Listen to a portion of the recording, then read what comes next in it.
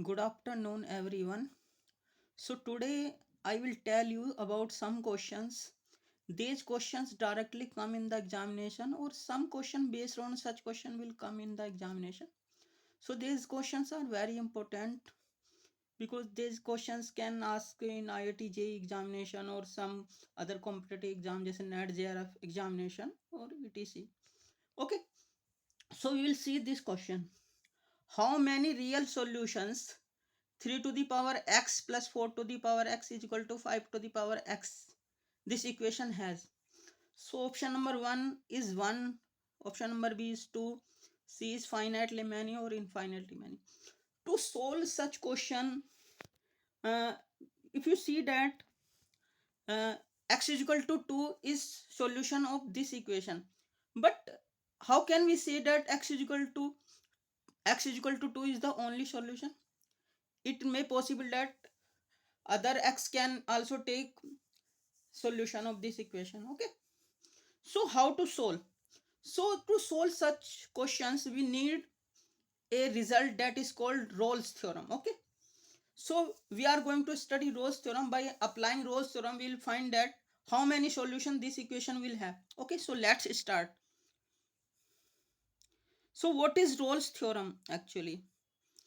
If you take any two real numbers x naught and y naught, so x naught is less than y naught is strictly less than, and f is a function on this closed interval x naught y naught, real valued function satisfying the following condition, that f is continuous on closed interval x naught y naught, f is differentiable on open interval x naught y naught, and fx, third one is fx naught is equal to fy naught. It means the functional value of f at x naught and y naught is equal. Okay, both are equal. Okay, so then there exists a point in between x naught and y naught.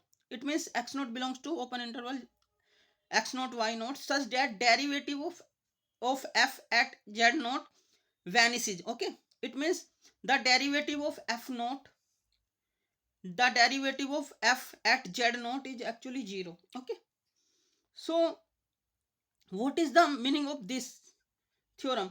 It means you have 2 points x naught y naught. Okay, and there will exist a some point z naught in between x naught and y naught. On that point, derivative at that point z naught is parallel to x axis. Okay, parallel to x axis. So we will use this theorem to solve the question just I tell you just before. Okay, so how many solution the equation 3 to the power x plus 4 to the power x is equal to 5 to the power x है? So we are going to solve this equation now. Okay, so if you see that x is equal to 2 is solution, because 3 to 3 to the power 2 plus 4 to the power 2 give you 25, and that is equal to 5 square. So x is equal to 2 is a solution. Okay, so given equation you can write 3 to the power x plus 4 to the power x is equal to 5 to the power x. You can divide both this side by 5 to the power x. Okay, and this equation will convert to 3 to the power 3 to 3 by 5 to the power x plus 4 to the power 5, 4 by 5 to the power x minus 1 is equal to 0. Okay, so put fx is equal to this left hand side of this equation, later equation. Okay, so what we got actually, solving the equation 3 to the power x plus 4 to the power x is equal to 5 to the power x is equivalent to finding the all the zeros or root of the function f. Okay, so this equation actually converted into the function form. If we can tell how many zeros this function have, that many roots will equation will have. Okay, so we have already told that x is equal to 2 is a root, because by Pythagoras theorem the equation is satisfied. So x is equal to 2 is a root. Okay, now also observe that the derivative of f at any point, it means any real number, going to be this 3 to the power 3 by 5 to the power x log 3 by 5 plus 4 by 5 to the power x log 4 by 5 less than 0 for all x belongs to R. Because a to the power x value is always positive if your a is positive, okay, and log is always negative if your x is always, log x is always negative if x is less than 1, okay, and it means x is greater than 0 and less than 1 because log function is never defined for negative values, okay. So derivative is negative for all x, okay. Now we know that x is equal to 2 is a root. Now we will prove that actually x is equal to 2 is the only root. So we will assume that there is another root y naught of f, okay. It means f y naught is equal to 0. So y naught is other than 2. So then y naught can be greater than 2 or less than 2. So we are assuming that y naught is greater than 2. We will solve this case, and the case y naught less than 2 can be solved similarly, okay. So if we take y naught greater than 2, then f satisfy the following condition: f is continuous on closed interval 2 y naught, okay. F is defensible on open interval 2 y naught, and because f is root of, because 2 is root of f, so f to f evaluated as 2 is 0, and we have taken y naught as also a root, so f y naught is also 0. So f2 is equal to f y naught. So now all three conditions of Rolle's theorems are satisfied. By Rolle's theorem, now there should exist z naught in between 2 and y naught such that derivative of f at z naught should vanish. It means it should be 0. But this is a contradiction because derivative of f for any x belongs to real number is negative. So therefore this is a contradiction. Because this is a contradiction, therefore f has only one zero, that is x is equal to 2.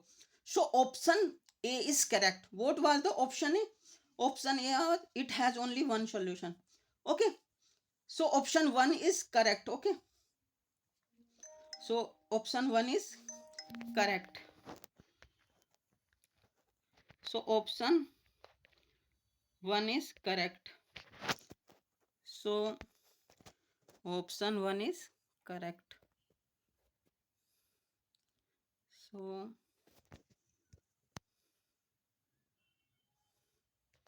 option 1 is correct.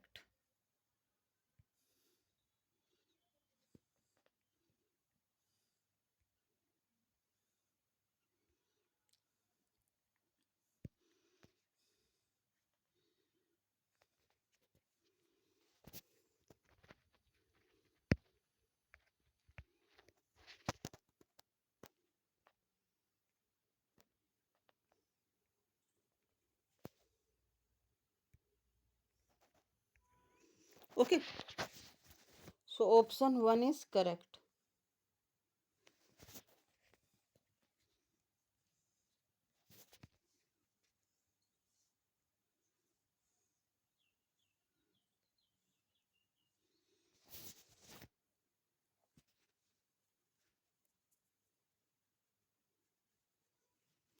Okay, now to move second question, okay.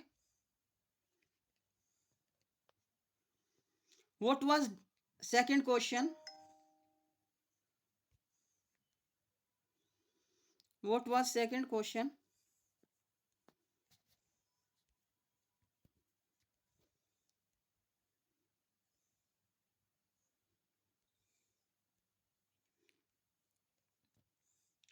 So second question is, let a, b and c are three distinct real numbers, okay. So how many real roots? The equation x minus a to the power 3 plus x minus b to the power 3 plus x minus c to the power 3 is equal to 0 has, okay. It has zero solution, number of zero solution, one solution, infinitely many solutions, okay. It has two solutions. How many solution it has, okay. Okay, so similarly we will put fx is equal to x minus a to the x minus a to the power 3 plus x minus b to the power 3 plus x minus c to the power 3. Okay, it means cube. So solving the equation is equivalent to finding the zeros of the function f. So we see that this is a cubic polynomial. Okay, and the coefficient of highest power is going to be 1. Okay, so if you see limit of function when x is tending to minus infinity, it is going to be limit is minus infinity. Okay, and when x is tending to infinity, the function f is approaching to plus infinity. So it means f is taking positive values as well as negative values. So we can find two numbers, real numbers, a naught and b naught. A naught is less than 0, it means it is negative, and b naught is greater than 0, such that f a naught is less than 0 and f b naught is greater than 0. Such things always happens if a function is tending to plus infinity. When x is tending to infinity, plus infinity, you will find a b naught number that will give you functional value greater than 0. And limit, if it is limit is negative, when your x is tending to minus infinity and limit is minus infinity, you will find a number, negative number, functional value will be also negative.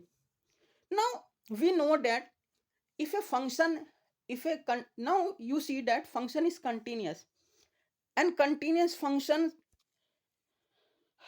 now functional values are positive as well negative. So by continuity, my function will cross x-axis at some point. So it means they, there will be some point at x-axis on which fx will be 0. By continuity of f, there will be some x naught in between. Sorry, this is correction. This interval is x naught. So x naught will belongs to a naught and y v naught. Okay. So this is correction. Okay. This is correction. This is correction. Okay. With f x naught is equal to 0. Okay. Now observe that what is derivative of f.